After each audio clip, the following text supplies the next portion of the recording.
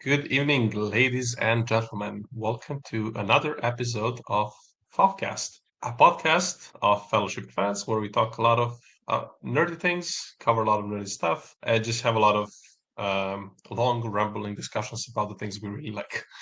And as you have probably noticed in previous, I guess at this point it's like almost maybe even almost 2 months, we've been covering the Wheel of Time, the recently cancelled epic fantasy series on Amazon Boo. Prime. Boo! Yes, huge boo! Absolutely insane business decision. Um, so we'll just talk about the podcast, about the attempt to save Wheel of Time. As you can see, the we have 215,000 signatures, people supporting the petition to save Wheel of Time. Fans have done a lot of cool things. However, sadly, it seems like nothing will come out of this, which is an absolutely insane choice, crazy thing that happened, and that we all now kind of have to deal with. And this will become more and more apparent to to everybody who hasn't maybe seen this show, and especially of the people here present, to my friend Shiv, who is just delving finally into season 3. And the best part is about to begin because next week we'll be covering arguably the greatest 1 hour of fantasy TV in history of television. I think it's a pretty bold claim to make. However, I also think there's a very good way to argument such a claim. And we'll be discussing this next week. But also this week we are covering episodes 1 and 2, and yeah, they are very big ones. And so covering them with me is my friend Shiv. So Shiv, how are you? How are you doing? Doing pretty good. Happy to talk about Wheel of Time. Getting more hyped as the episodes go by, but pretty much after every episode finishes, I get a little sad knowing that I'm never going to see the completed series through. But hopefully, things change. We get some happy news, and somehow it comes back. Maybe it'll come back with a little bit of a gap. Who knows? But I hope it does. I really hope it does. Yeah, I think, I mean, we are now where it's at. And the season certainly starts with a banger. However, we have started talking about we have started covering these things that we talk about in a certain way, so we will follow it this time as well. The Let me hold them up. So the Groot, the Bat, and the Ugluk.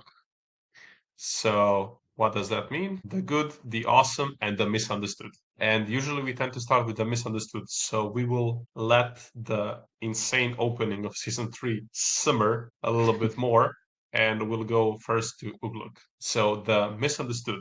This is where we talk about things that either didn't work or have been perhaps disturbing. Maybe they have hit too close to home, or there was just some aspect to it that perhaps has been misunderstood, like orcs tend to be, given that they are the corruption of elves. They have not chosen to have this terrible life form, and yet here they are. They try, they struggle, and we should pity them more than hate them. So, what is the outlook of the first 2 episodes of season 3 for you, Shiv? So, unlike all the other episodes, I technically only have like 1.5 points for misunderstood, and the first one being uh, when Min kind of reconnects with Matt, I believe, and turns out she's like working with the Emlyn seat. I felt like that kind of came out of nowhere. There's potential, there was hints to it, or there's a scene I missed in previous episodes, or even in this episode. But she was once working for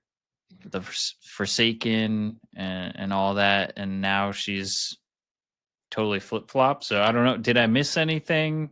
Did it make more sense to you? Is there some? Should I go make crazy theories and think that the Emlyn seat's actually corrupted? And then, like, yeah, I'm throwing out crazy ideas now. But let me know. What do you think? No, I think it's just one of the things that probably would make more sense if there was more screen time. I think it's just like something that kind of happened because I think they say it's been like a month since the Battle of Falm, the battle with the Shamael at the end of season 2. So just some things kind of happened, I guess. She came here. I guess she was, yeah, in some way recruited by the White Tower, and yeah, here she is. So I think it's just one of those things where, okay, something happened off screen that I didn't get to see, and that's it. Yeah, I guess her character showed a little bit of conflict in the previous seasons too, of having to work with dark friends, etc. So I guess it's not out of realm of possibilities that she would switch sides or allegiances. Yeah, I think that's something that is kind of discussed, and I think maybe gets even touched upon further as the season goes. Um, I mean, not much. Like she's not a A-list character, so there's not like an insane level of development there. But it is mentioned within these like first 2, 3 episodes that she really hates the ability that she has, which is she looks at the person and she sees their ending, and this is not a nice world, so a lot of people die bad deaths or just have like a very bad future. Because it's not necessarily that she only sees the death, she sees the future, but like these big things. So having this gift and like wanting it to like get the hell away from her, I think that's a very understandable, if not relatable, because we don't have this in our day and age. But I think it's like a relatable thing to do. So for her to be like, okay, now I kind of want to try to do something good, I guess it should be like plausible, I think. That makes sense. Yeah, but okay, so is this the one big Ugluk, or is this the half of the Ugluk? Because you said we Uh, have one and a half. yeah. So this is like, I guess, the official one based on the storylines, and then my half one, I will say, and this is probably just a personal uh more of a personal gripe, and other people might think it was fine, but the pacing of this episode was a little lopsided, and maybe that's, the best we could get. Like, the intro was amazing, like, great Mhm. scenes, which we'll talk about in the future, because I'm sure there's someone's bats or Groot's. But after that, I did, like, if the episode kind of had a lull, and it's like, I mean, how much can you blame on that, though? It's like they had an epic scene and then they kind of got to start from scratch. But would have been cool if there was a little bit, some more action beats along the way in this episode, but maybe it just wasn't possible. So that's just, half a Oglug point there. Yeah, I mean, I think that's fair. Um, okay, then we can go to my side of things. Um, the first one, and to also like, kind of like illustrate what this particular category of things is for, is so my Ugluk is that night. So the night the night after the introductory events of the first episode, so after the battle in the White Tower, Moiraine and Lan kind of make a deal with Lanfear, who has arrived to Tarvalon, and they agree with her that they should kind of try to split the party, and they make a deal that Lanfear will kind of attack them, and then there's this like there's just a lot of like I think especially the ladies, especially Egwene and Nynaeve, suffer a lot during this fight in the tavern where and it's for example Nynaeve is attacked while Matt is lost in his visions, and she's like being attacked and stabbed by this gray man right beside Matt, but his his mind is so broken at the moment he's not realizing what's happening, while Egwene is being stabbed by one of the copies of Matt. There aren't too many uh, photos I can find of these events, but I thought that was just like an interesting thing where you see Lan and Moiraine hearing the noise of what's happening throughout their I don't know apartment house whatever, and still seeing them like wait for it. And then obviously there's an escalation further on where we realize that this has gone way too far when they confront Lanfear, and we learn that this was that the gray man that showed up, which is one of these guys on the photo, they are actually a work of a different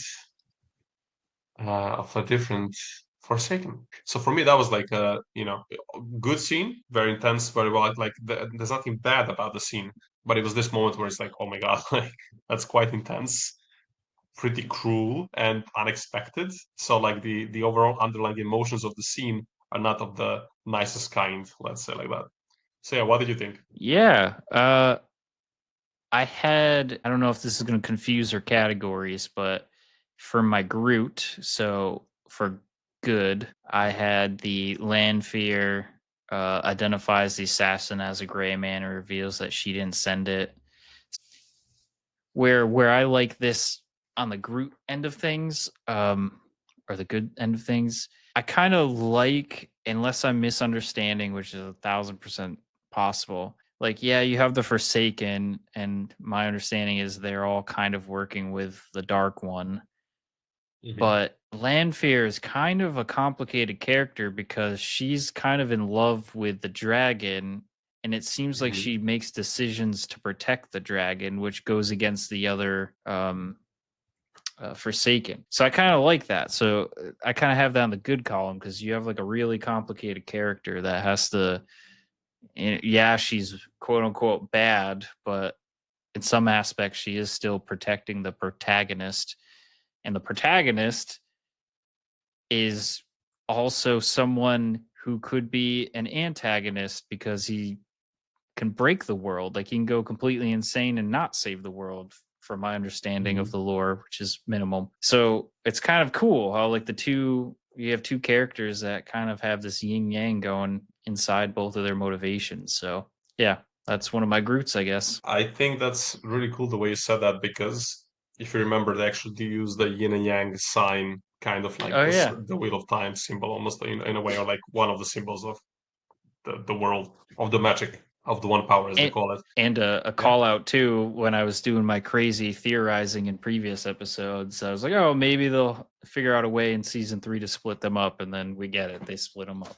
Yeah, yeah. We'll get back to that a little bit more later. But yeah, okay. So as I said, like this, me putting this in the Ogluk category, it's not that I think it didn't work. It was very good, but it was one of these moments where, okay, that's not the good thing, you know. Yeah. So this is kind of what one of the things that we can put in this category as well.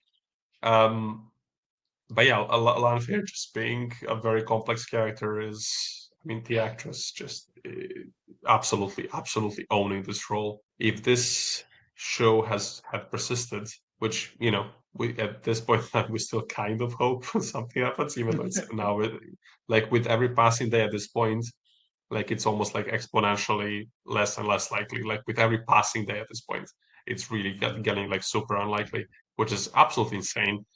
If this show did persist, this actress would have went down as like one of the most iconic castings in fantasy TV. Just peak performance, and like perfect casting. Like she has the menace, but you can also see like, okay, she's obviously very attractive. It's very clear that the fact that she's older than Rand, and obviously the actress is also older than the actor playing Rand.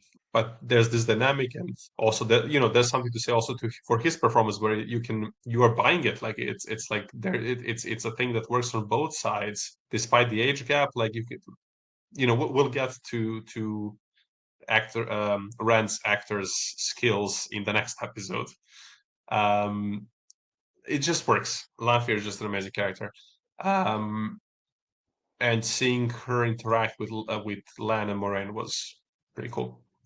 But to just wrap up the Ugluk real quick, um, my point is, and it's kind of a nitpick, but I'm not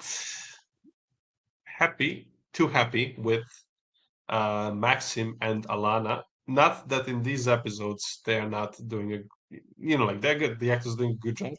However, knowing some of the things that are happening later on and some of the things that are in lore, like in the books, are a bit different. I'm not a huge fan with the amount of time we spend on this relationship, even though the actors do. do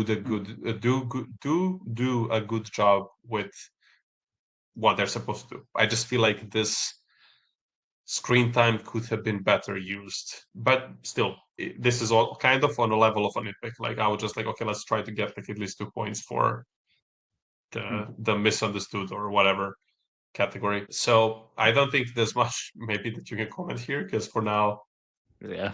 I think they were pretty cool. I don't know if you want, you can maybe quickly comment on Alana and Maxim and like their little conversation they have here going on because this dynamic will the development their relationship will continue to progress throughout the season, which in retrospect for me it's like maybe we could have done more for some other more important characters. Even though they are important, they are cool. Yeah, I didn't have much for this scene.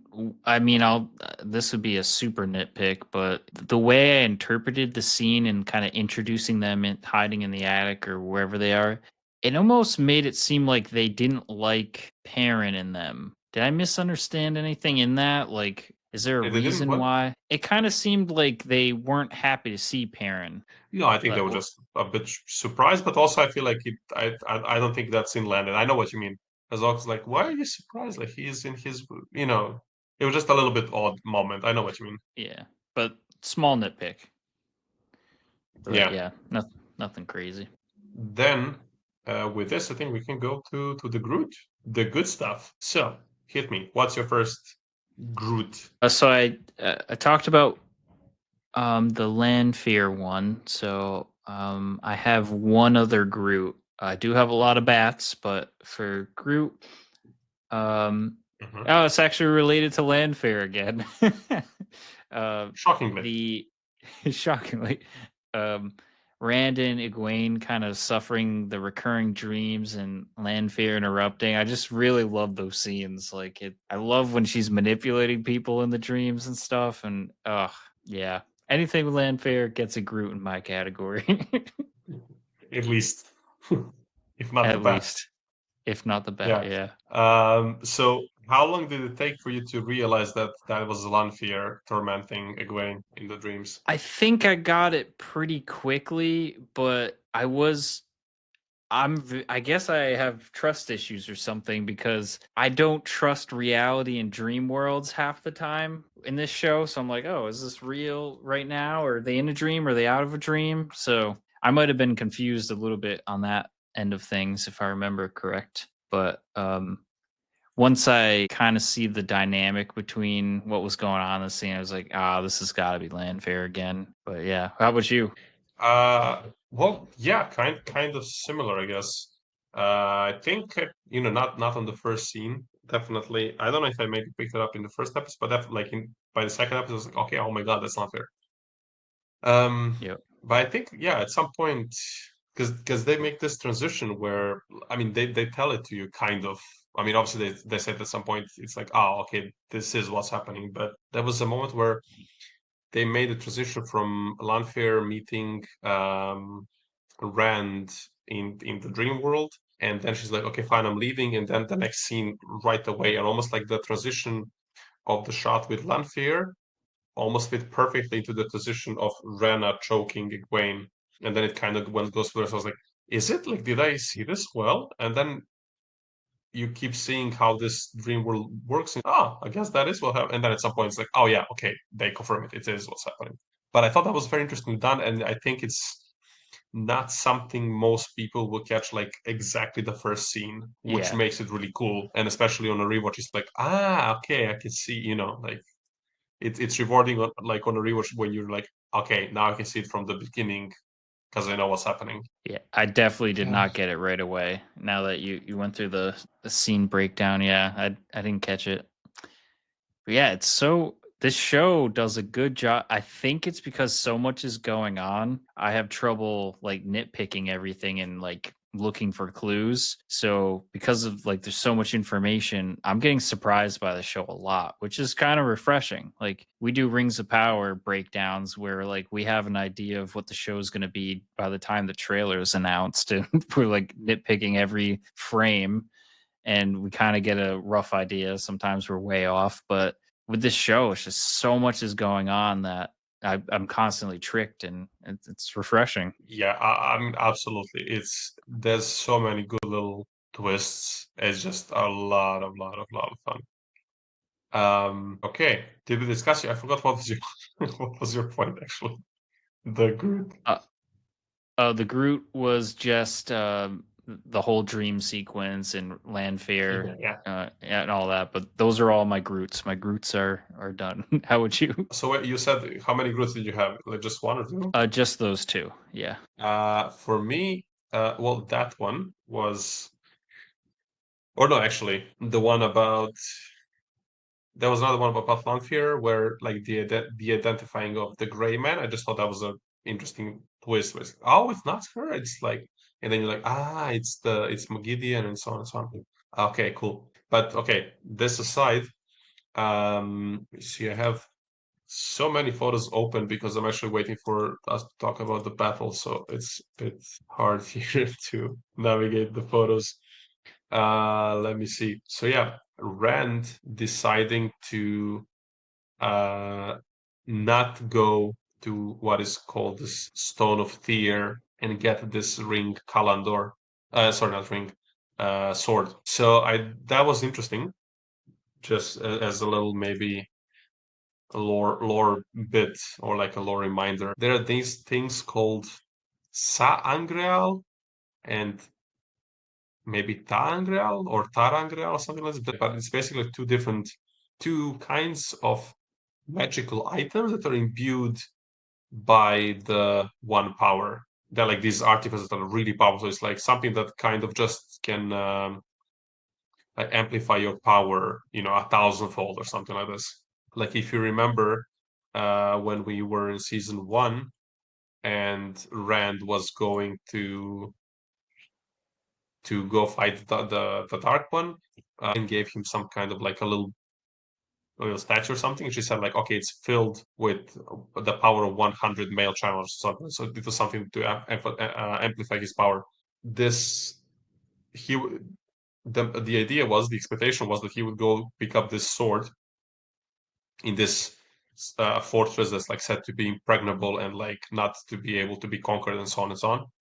However, he chooses something with a twist. He chooses to actually go to the Aiel and to find the people of the dragon. There's a lot of quoting of the prophecy, and we have Loyal quoting some prophecies, and then the Aiel are quoting their own prophecy. So it's just like a cool little moment where I mean, it's not a little moment. It's a big moment where he just like, nope, I will not go. I will actually go this way.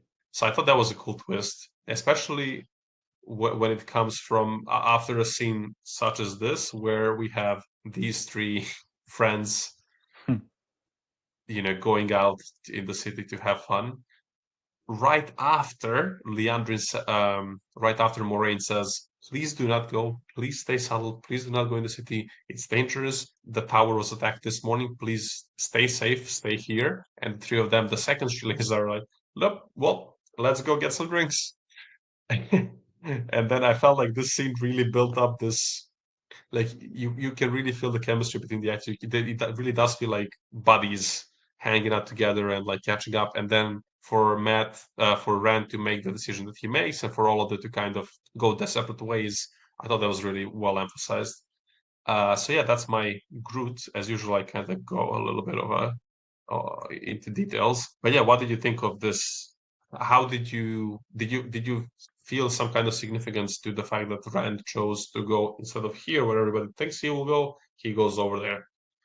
Yeah, even with this scene that you have on screen, I don't know, I guess like an analogy or whatever the word would be for this, it kind of reminds me of like your last hurrah before going away to college Mm. or something like that. Like I don't know, is there a different word in Europe for college? Like I know high school and stuff is different, I would but just say university, I guess. university. So yeah, last hurrah before going to university.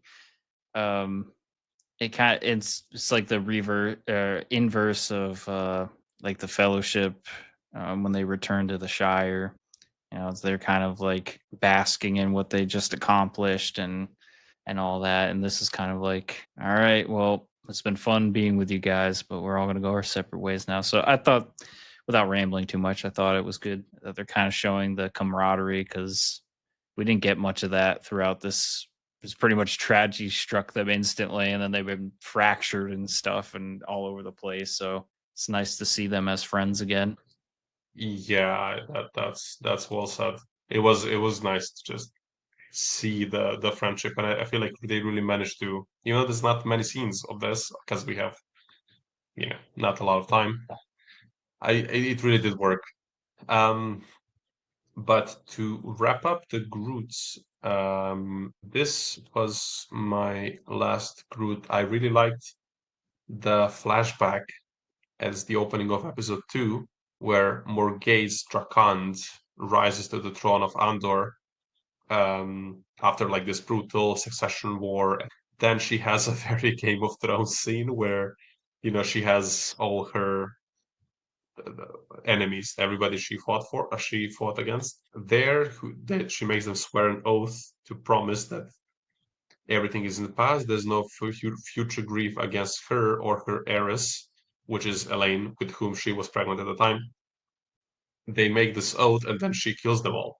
And it's a very Game of Thrones move, which is yeah. Actually, I just thought that was a pretty badass moment of world building there, and I think this actress did a pretty good job, just portraying this kind of character. And of course, we meet Elida, who is I kind of feel like you might want to say a thing or two about her. But yeah, this was Oh, my final Groot. yeah, that's a good segue into one of my bats. The scene.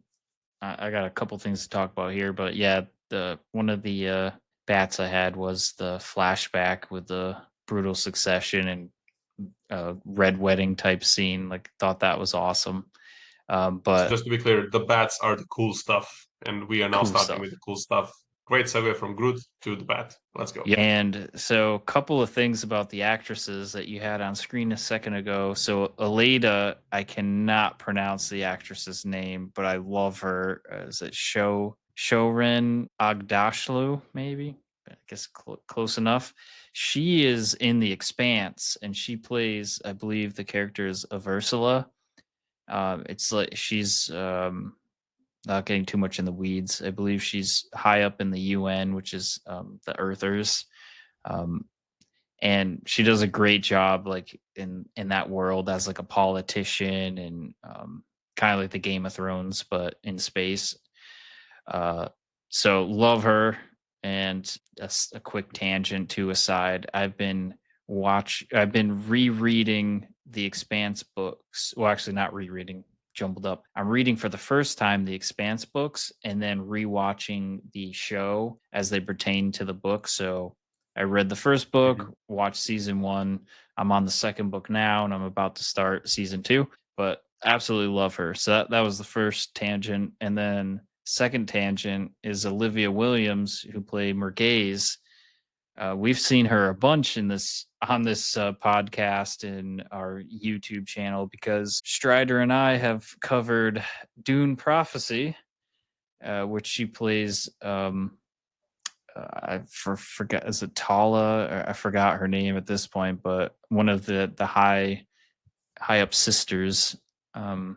in that world, and in Rings of Power, she plays Winterbloom, which is one of the Ents, voices of the Ents. So yeah, we've seen her around quite a bit now on this channel, and she does an amazing job in each one. That a photo he has up on screen now is from Dune Prophecy, which is a show. That's a show that's been renewed, so we'll see her in that for season 2 when it comes out. Yeah. Yeah, well So said. I'll just jump in to comment. Yeah, we've seen her, and I guess we'll keep seeing her. She's pretty good, and I didn't catch right away. Like I didn't recognize her instantly when she was that she is the same actress because obviously she looks, if you compare this photo, like she's on the right with this photo, like it's a completely different costume. The hair is different. The point of her character, like the makeup, everything, the background. So I honestly actually didn't catch that from the start. And then yeah, it turns out that she's also in voicing one of the ants, the ant wife. Actually, the first ant wife we ever see on screen. So that is Yeah. a pretty big deal. And I will also just shout out this uh, terrifyingly awesome lady. Yes. I'll like her voice. That's like the Morgan Freeman equivalent amongst ladies, I think. Like that voice, like that's like Christopher Lee's voice, like for the women, for like the actresses. She's such a unit, she's such a force on screen. It's insane, and I Expanse is high up on my list of things I really want to watch. Um, and Ooh, I can you hope you tell me, get like, into it. Oh I yeah, will sorry. for sure at some point. I need to. I'm just kind of going to Star Trek now because I need like more hope than like Game of Thrones.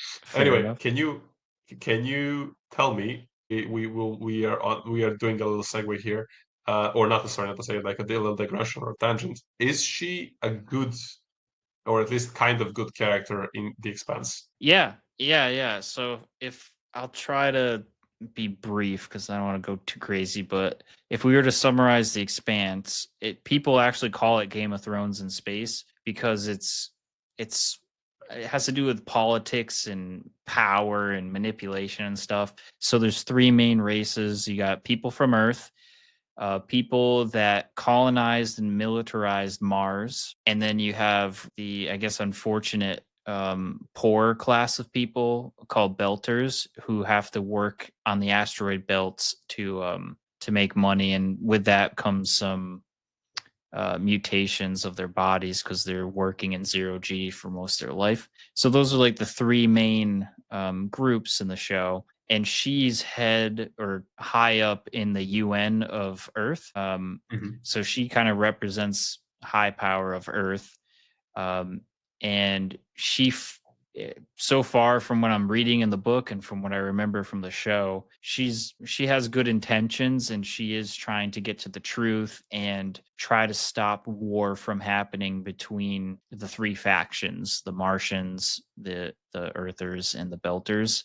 And without getting too spoilery with it, there is an event that occurs that gets all the factions to point at each other. So everyone was looking Mhm. for a scapegoat basically to fight each other. And she's trying to tell everyone, whoa, whoa, whoa, like we don't know what this is. We need to slow down and uncover it. So she's a voice of reason. And what's cool about her too, and because I'm like reading the books too and getting a sense of her character, she is like rough around the edges, which fits perfectly with her voice. Like she swears a lot in the book and like puts people in their place, very authoritative, and yeah, she does a great job. Great job. Okay, that's good to hear because I really I really like her. Like she when you see someone, it's like an actor that just has this really cool kind of charisma, but they tend to play the villains, and you're like, I really want to root for you. Like, you're cool, but like I don't like you. I don't care. Like, I want you to lose. For example, she played I don't know what's her name, full name, but like the she was, the wife of Falcone in The Penguin as well. Like she Oh was a yeah, very yep. big she was a very big factor in that show as well, right? Like, being this mob first lady, like she has a lot of power influence there as well. And but it's like, like you're a mobster, or like here you're this not very nice Aes Sedai, and I feel like I've seen her somewhere else, and it's like I really want you to be a force for good. So it's good to hear that in Expanse I could be like, okay, I root for you, and I have no qualms about it. Yeah, yeah, she definitely is a force of good in that show. Oh, I hope you get into it and then we get to cover the expanse because I would love to do a rewatch discussion on Oh my, yeah, that would be cool. But let's see. I mean, I think I'm definitely some months and maybe even a year or so, sadly, away from that. But let's see. it. Who knows? It's really high up. But anyway, we have gone on a tangent long enough. So, um, did we finish this point? What was your we segued into your bet, which was this prequel scene. Yep. Okay, now we can. I will say I'll do a bet now. So my first point is Egwene completes her accepted test as she goes through the arches. However, she chooses to stay in the tower.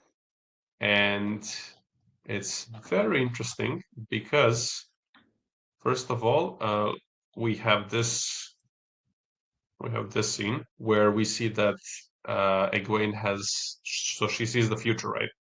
And we see that she has become the Amyrlin seat, while Elaine, sorry, I'm blanking. Is that her name? The girl on the left? I think it's Elaine.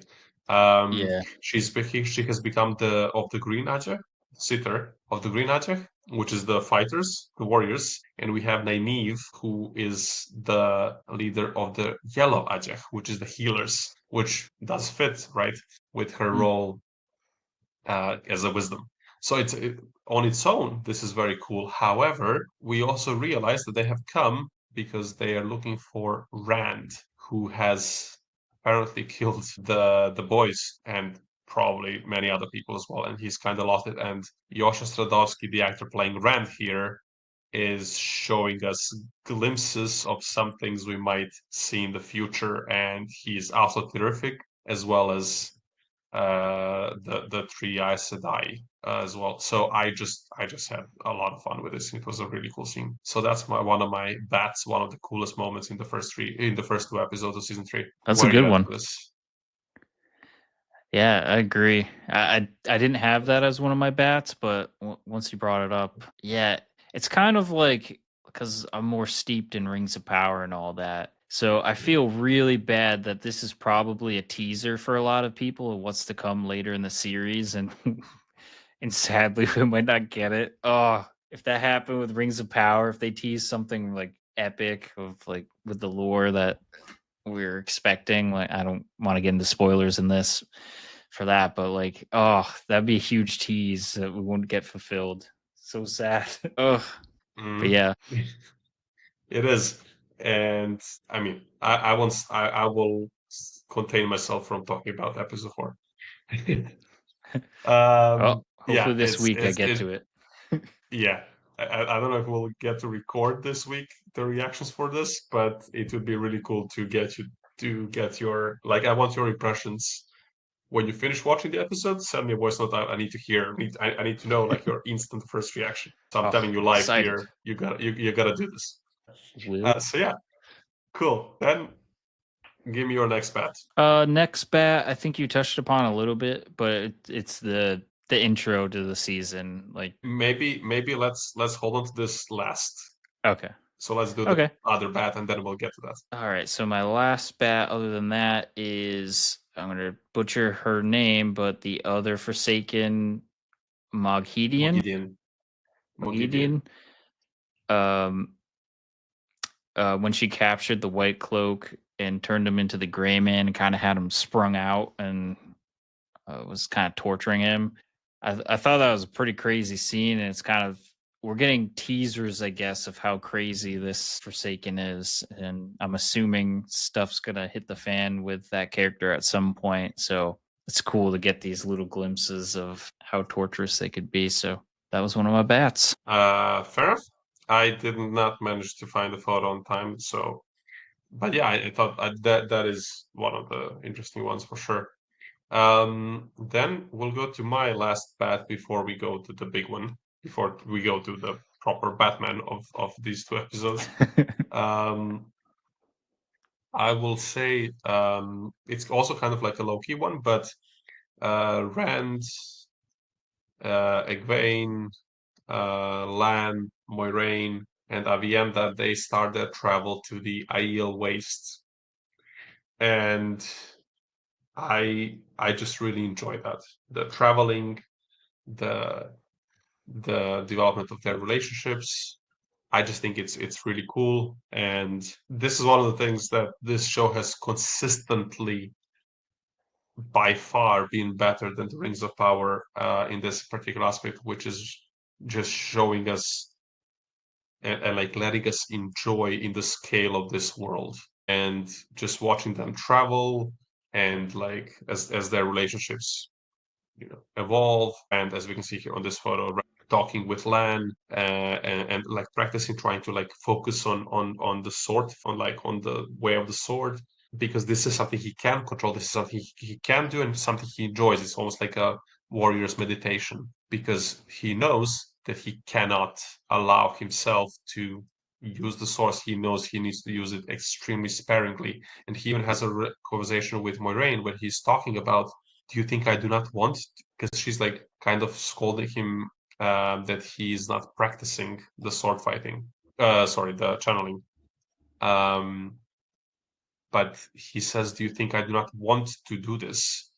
I am thirsty constantly because I see it. It's right in front of me. It's this pool of water, and I want to go right into it, to jump into it, but I cannot because I know that there's also poison in it. And then Moraine says, okay, with careful channeling, you can learn how to deal with the poison as well. So, obviously she also has a point. He has to learn how to control it, but it just shows what he's dealing with, and it's just really cool that he's finding solace, and a way to deal with this in doing the like sparring and like the sword practicing with Lan. And I just think it's that's just a really cool development of all the relationships between them. And of course, he has a certain dynamic with Egwene and with Avienda, and we are seeing people who are trying to kind of like broker peace between and Avienda, because they're really not gelling really well. She's not happy that this wetlander, even though he is of the Aiel blood, he's not. He's so different than what she would expect from her Kara Karn, the chief of all chiefs. So it's just a lot of really cool stuff, and we see this while they're traveling. So it's like we get the traveling, we get this adventure like side of story, plus the character development and like the relationship development. So I just really cool. I enjoy that so much. And as someone who's a huge fan of Tolkien and the Lord of the Rings movies, where we do get that in Rings of Power, it's sadly lacking in very often. So getting this here is just beautiful. So And yeah, that's my second to last bat. And one comment there too, I was thinking about this as it was kind of unfolding, is like in the real world, right? We have multiple religions, and each religion has differences, and some don't mesh well with others, like in terms of the mythology of it, right? Like some people believe in one god, some people believe in multiple gods, some people believe in no god, right? But in this world, at least from the characters we're seeing, I'm not saying Rand is or the dragon's god, but it's kind of cool to see how each culture has a version of that story and they're all interconnected. It's kind of cool to see that, and like how each faction has their own expectation of the dragon or the leader. Of the movement, or however you want to describe it. But I don't know, I thought it was cool. I can't think of many fantasies where, or yeah, storylines like that where each culture has this prophecy and they all kind of are all interconnecting and kind of unfolding in the way that all of them prophesized, I guess, at least from my understanding so far. Maybe things will change. Yeah. Actually, that's the second part of this point that I want to make as well. The prophecy, and it's so interesting that Aviada is like, your Wetlander prophecies are so simple. He will either save the world or he will break it. For us, it's both. And then she says, let me see if I can find. And If that's I a can crazy find. prophecy to have too, where she says that like you're gonna Yeah, break us and heal us or whatever it is. So like they know they're doomed and they're still going yeah, to support this person. It's crazy. yeah.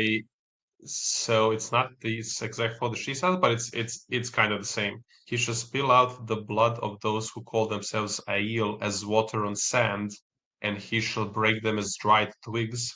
Yet a remnant of a remnant shall he save, and they shall live.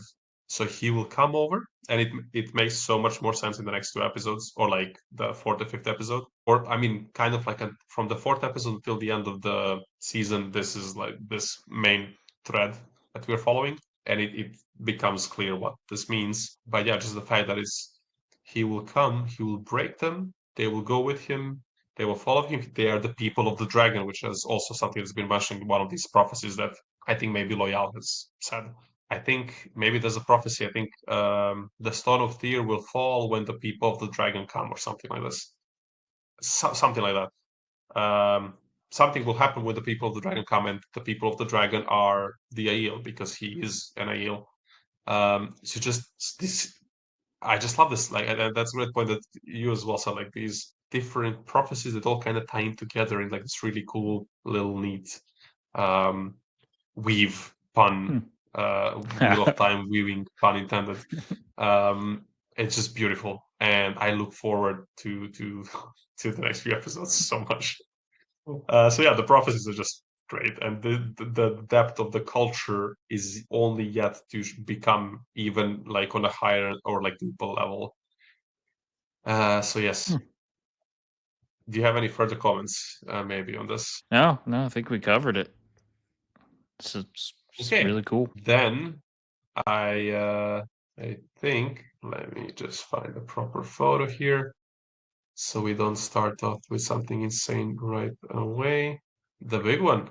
The opening of the season, which is an absolute insanity. So, do you want to take us through? How do you remember what has happened? What has been happening? At Yeah, the beginning so of this. I'm definitely gonna butcher this because I feel like I can't retain everything in this show. But I want to say that they were hosting like a meeting at the White Tower, and it sounded like they weren't allowing in some of the Red Aja, and Yeah, they wanted to question Leandre specifically. Leon. Yep. So then the questioning occurs, and then basically all heck breaks loose. And yeah, like a couple of comments right off the bat with this. I thought the CGI was like immensely improved in this episode. Like the weaves or how whatever the channeling, like I feel like the graphics for that looked a lot better. The action was well staged and executed.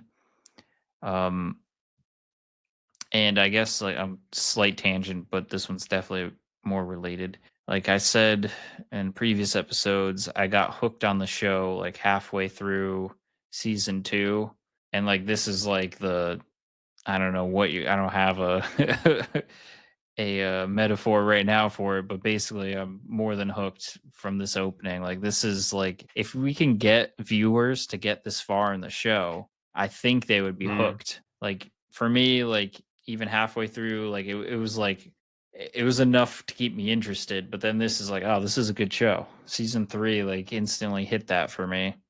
It's hitting the Game of Thrones level of drama, violence, all of that. And the CGI drastically improved. I don't know if they had a bigger budget for this episode or this season, but yeah, it was epic. So this was my final bat, and I don't know. Mine as Yeah, well. what are your thoughts? Yeah, I mean exactly this. As maybe as a reminder, if anybody tuned in and they haven't watched our previous covers of this show, we are both show watchers, and for me, this is a rewatch. For you, it's your first time watching, and I remember.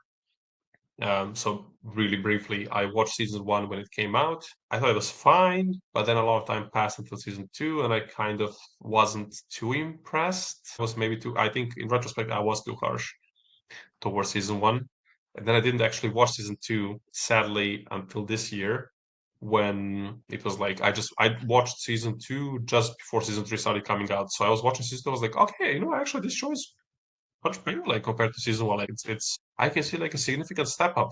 And then by the time season 2 ended, I was like you. I was like, okay, this is a fun show. Like it's cool. There's new stuff. Like I don't know nothing about the world, so it's like all fresh. It's very colorful. Like it's a very unique uh, kind of world. Like the magic system, the fact that actually women hold all the power, basically. Like even the kingdom of Andor, it's a matriarchy. Uh, so like even there, where it's like the biggest kingdom in the world, like non-magical organized, like non-magical territory, it's like ruled by women. It's like really cool, really interesting world. The opening of season 3 was like First of all, they changed. I'm not good with these expert terms, but like they changed the lens or whatever. Like the style of like the photography itself is more cinematic. Like it's of a higher quality, and like instantly the first shot of season 3, you see that the way the image looks on screen is like 5 levels better than what we had before. Like it really level up, looks like a movie, it looks like a proper AAA movie. Yeah. And then you open with this insane scene that just really really cool. I think to be fair and not to be completely like fanboying all over it, I think a lot of fans were not happy with the way Suan, the Amrani Seed, has been presented. I think she's kind of nerfed, apparently, from what I've seen from some people. But still, nonetheless, as you said, like this is just, I mean, look at this shot. This looks Yeah. like this is it. Like you cannot make it look better. Like this is kind of like the coolest I've seen magic look on screen. Like it's just gorgeous and it looks powerful and it feels powerful. And there's just so many cool things. And then as the battle progresses, and I mean, even from this scene, and then it keeps going on, you have this battle in the streets and the treason amongst the Aes Sedai, and that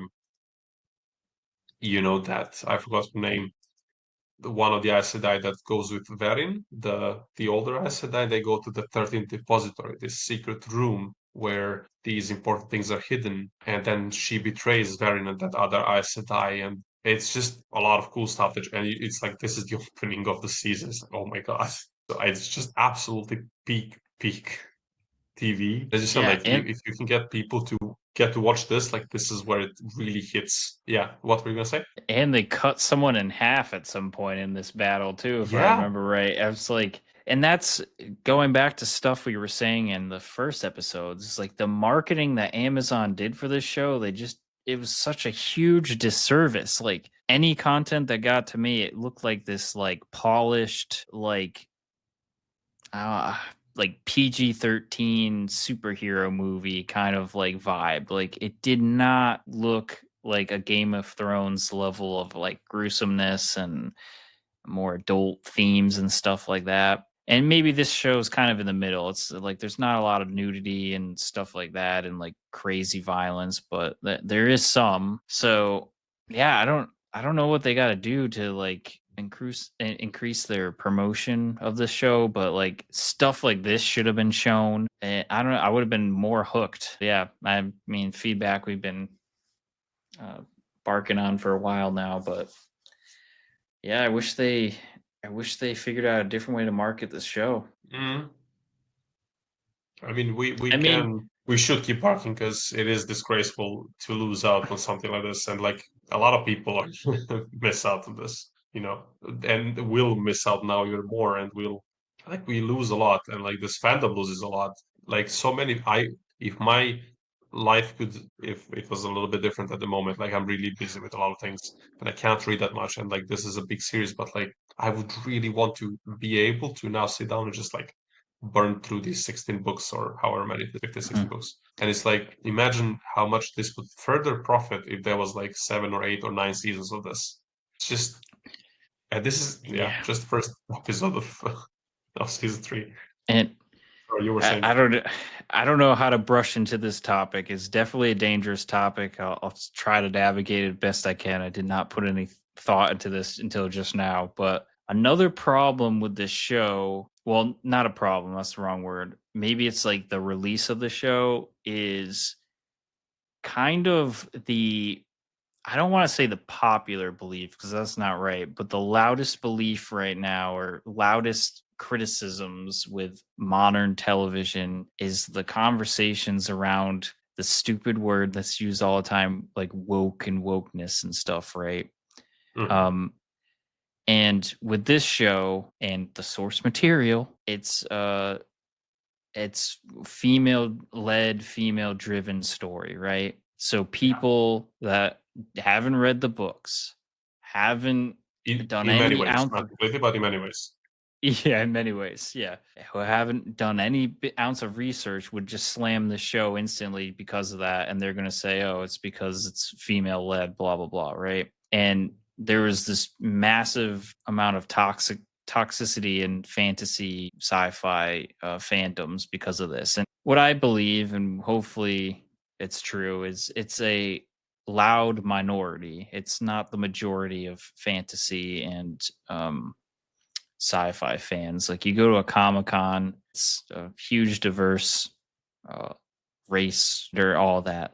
So it's a shame that there's a small minority of people online that are unfortunately having some impact on shows. And yeah, I don't have much of a thought other than that right now. It's just it's a shame that, like, I have a feeling we're in a turning point with all this, whatever you want to call it, but maybe backsliding into old times or whatever, and not being forward thinking. But I hope Mm. the show gets a fair shake in the future, and we get later seasons or something, because it's it's season 3 is great, and it should stand, next to other shows that are great. Like, it's reached Game of Thrones level now. It's reached insert whatever show you want. It should be among them in the conversation, Mm. at least. This is peak fantasy. Like this is peak fantasy now.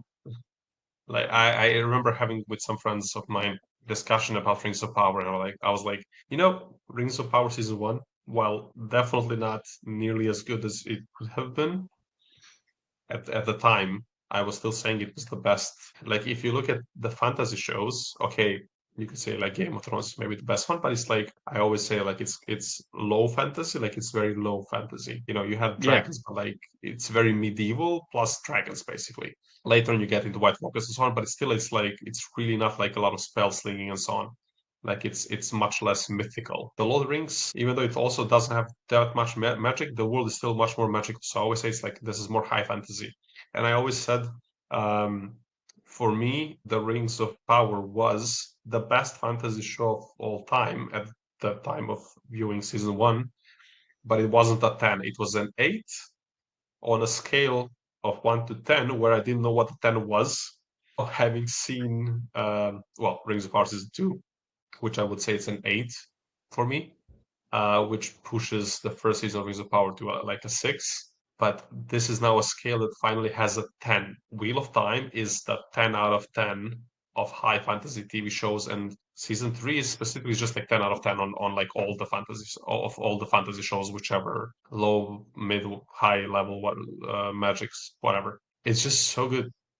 Like Mm. this is something that people have been waiting for decades. The fans of fantasy books and fantasy, fantasy worlds. We've been waiting for decades to see this on screen, on like the TV screen. It's just fantastic. And yeah, and also like what you said about the woke stuff and all that. There has been a flood of really low quality things made by Hollywood that is trying to cash in on this movement of people wanting art to be more inclusive. However, the problem is it has been a lot of trash where they're trying to like do the tokenism instead of making a proper effort to create cool characters, do cool stories, do some original fun content with the whichever social group they want to put in the forefront. But here you have one of the main characters, like there's a relationship between Moiraine and Suan, right? You have a polyamorous couple. You have, as we spoke earlier, like you have like this is the world. This is a world ruled by women. Men have messed it up, or they're at risk of messing it up. Brilliant. Like it has this really cool level of world building. The characters aren't to the wannabe whatever. They're like proper characters. The C-list characters in this show, like the C, in terms of importance, even they have depth to them. Like Min that we spoke about earlier. Like she is a really interesting character, even though she isn't one of the most important characters, right? Leandrin, who is this insane villain. Sorry, not insane villain, but she's obviously a villain. But there's a big big backstory that we see, and it's like she's very interesting. She's like a very compelling character, played magnificently by this actress. And it's just this show really has it all. Like it's it's like this epic fantasy scale. Um, it is very um like open, like it's very inclusive. You have all the races, all the like sexual orientations, whatever. I mean, now that we have started this whole topic, but you have all of this. You have um, male characters who are not in a position that they usually are in, and it just works, and it's so good. The casting is good. The scenography, the costumography, the special effects now. It's just every single box is ticked, and Prime Video decides like, yeah, we're just not gonna do it. Like, bro, what? Why at this day and age you're trying to cash in all these things? You're trying to and often fail the Prime Video and Hollywood in general to like do these some of these things, and then you have this like it's right there. It's a slam, like it's there. You have it already. Like you don't even have to. You just gotta let it keep going. You don't even have to do anything else anymore. It's right there, and you're like, nah, we're gonna cancel this. My guy, who has who has made these choices? Like, what the hell? I got a soundbite. They're canceling Wheel of Time, and they spent money to produce the War of the Worlds movie with Ice Cube. That should be Oh enough my said god. there. It's Yeah, got what's it's at a yeah? 0% on Rotten Tomatoes. I'm pretty sure. It's Yeah, I man, I think saw that it too. it made history, and yeah, that's It has unfortunate. made history. I don't know if I can bring myself to watch it if it's that bad of a score, but it based on the trailer that looked horrible. So it's like, come on, Amazon, like maybe cut the movies that don't seem like they're going to do well and put it towards things that at least have a feverish fan base. And yeah, I'm sure there's a lot of content on Amazon, and some of them don't deserve to be on there. No, they do not. And just before we maybe go back to the battle itself, I just want to give a shout out to Leanne. She is kind of like the right hand of Suan, and I think she's also been absolutely spectacular, kind of B list character. She's obviously not one of the main cast, but she's been like you see her the way she stands, like the way they do her costume and her hair and everything. Like she's again one of these like 10 out of 10 presents. Like this is someone I'm going to be very happy if they think of me as not bad. Like I just don't want to get on her bad side because and she's like loyal, fierce, powerful. Obviously, looks majestic, and like the costume, like this blue collar, like this cape and everything. And I mean, I think every single Aes Sedai costume I've seen, it's been perfect. Um, so yeah, just a shout out to her because I don't think we would have mentioned her that much. Because again, she doesn't play a huge role, but she's around there, and I saw my chance to compliment this character as well. But yeah, let's go back to the battle itself. So um, they Leandrin calls out Suan. Suan says that Leandrin is a dark friend because she has lied. And she has lied in this very scene. She has lied about Suan. And it's clear that, okay, she's a dark friend. And then they start kind of arresting her, basically, or doing something. And then, all hell breaks loose. And we go to this, to this, and then yeah, it just gets insane. And the warders kind of are fighting in this hallway because they're outside. Yeah, there's just a lot of like it's a big proper fight between magic users, and it goes as terribly as it should. And they try to escape. As I said, one of the Black Ajah sisters takes some of these important artifacts. We don't see them that much in this episode, but we see them later on. And we have this big battle on the street with the three of them, Alana, Maxim, and Devon against the Black Ajah. It's really cool. And they almost kill Leandrin. Like this is the one who's like, oh my god, are they gonna kill her? However, she does get saved at the last moment by other sisters, and they manage to escape. Suan gets saved by Moiraine, which was also an interesting little moment. She gets saved on the streets of Tarvalon because if you remember, Moiraine has been exiled, so she actually cannot like go back to the tower technically, at least while Suwon is there. Um, so yeah, it's just the whole thing, and then it kind of ends in stalemate. I'm not sure who won. I mean, I guess the Black Isaac won because they, maybe they didn't conquer the tower, but they did at least get the artifacts they were looking for. And yeah, it's a tough little moment there. So maybe some thoughts on the final fight. For example, the scene where Iwon dies by throwing himself between Liandrin, who's like force pushing a sword towards Alana, and Iwon uh, throws himself. Well, both of them, Maxim and Iwon, but the sword hits Iwon and kills him. And that's kind of how this episode or like this battle ends, I guess. So yeah, some final thoughts on the whole conflict. Yeah, so I'll make I guess, a progression from the battle real quick, but and a and a tangent, but a quick one. So I saw a like TikTok or Instagram reel of the South Park creators talking about good storytelling. And maybe to some people that Yeah. think of like South Park, oh God, it's good storytelling. But what they said is good storytelling doesn't need and then this happened. So it's like this happened and then this happened. It's this happened, therefore this happens, or because this Mm. happened led to this. So one of the things with this show that I thought was really interesting is the battle happens, and logically the only people that could be used to suss out the Black Ajas are the ones that were kidnapped and sent to get imprisoned and all that. So the the seat is using the two, was it Nynaeve And Eve and Elaine. and Elaine, to try to find. And then what makes it more interesting is now she has the family dynamic of her mom saying we're leaving, and her like loyalties now split between the tower and her mom.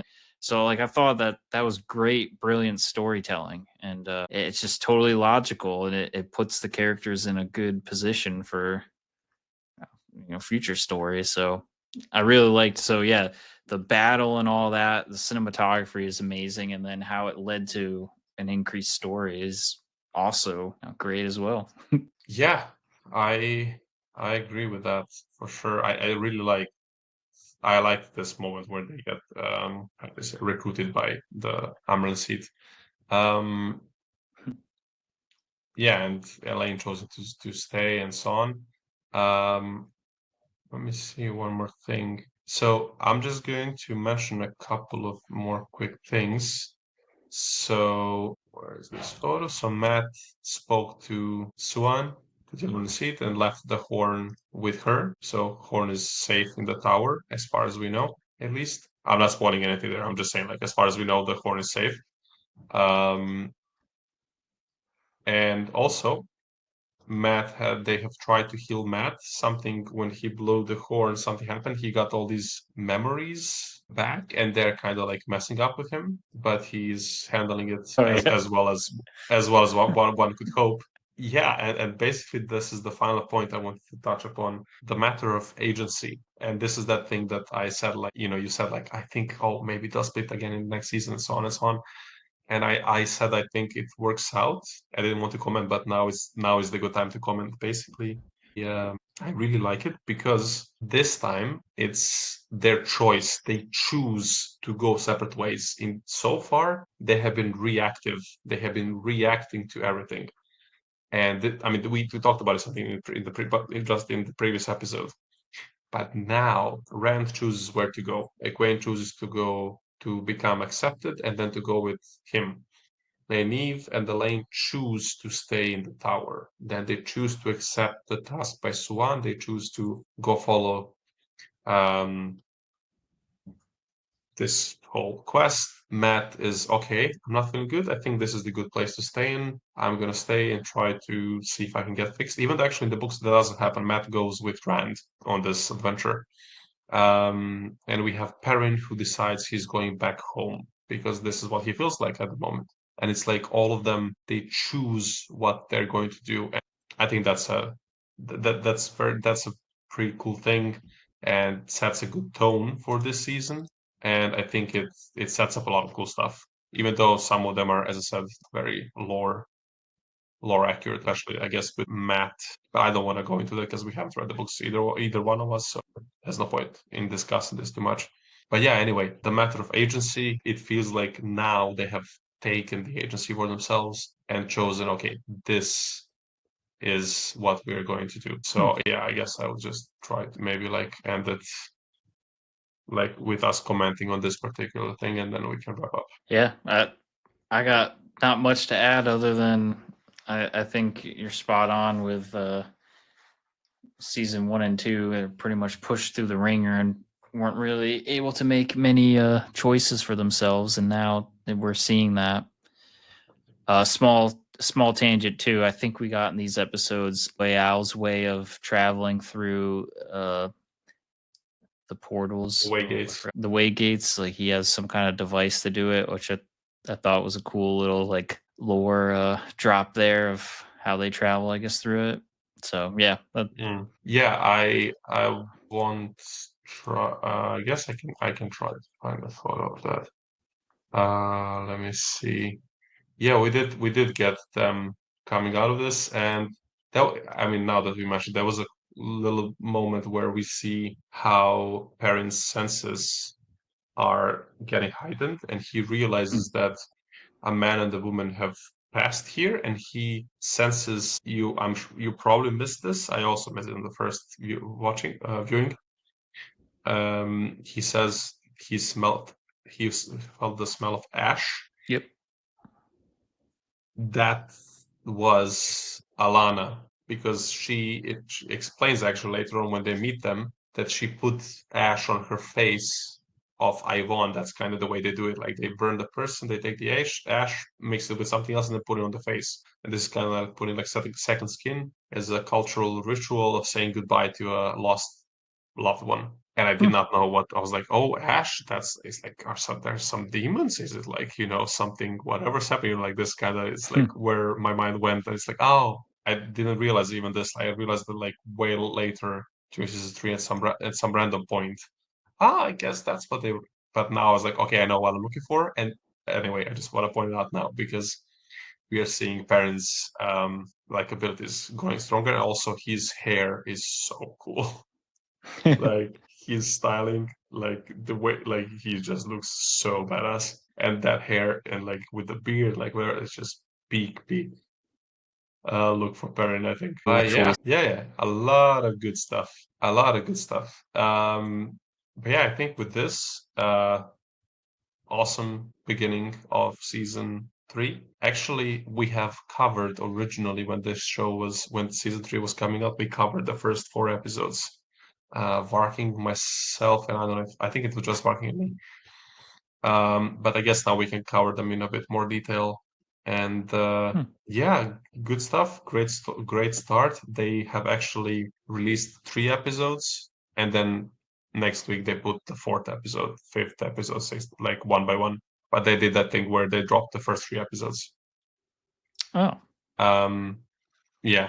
But anyway, this is it. If you got nothing to add, then we can close it out here.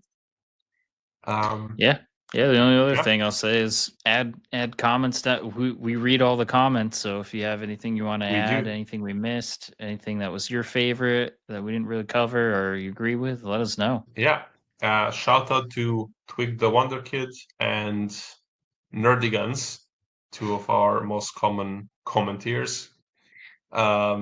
We appreciate you, especially Nerdigans, for not missing any episode and always like resharing and everything.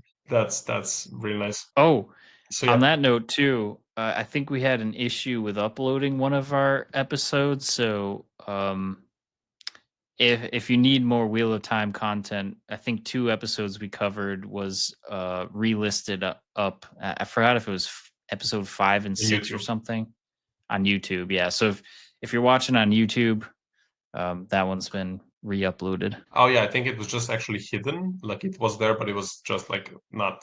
Yeah, whatever. If Yeah. you need it, you can just go check. Like all of the episodes that are there now. Anyway, thanks to everybody who's tuning in. All however many of the people are you, like 10, 15, 20 maybe, if we're lucky. Thank you also so much. We've had many good conversations, and this was as well one of them.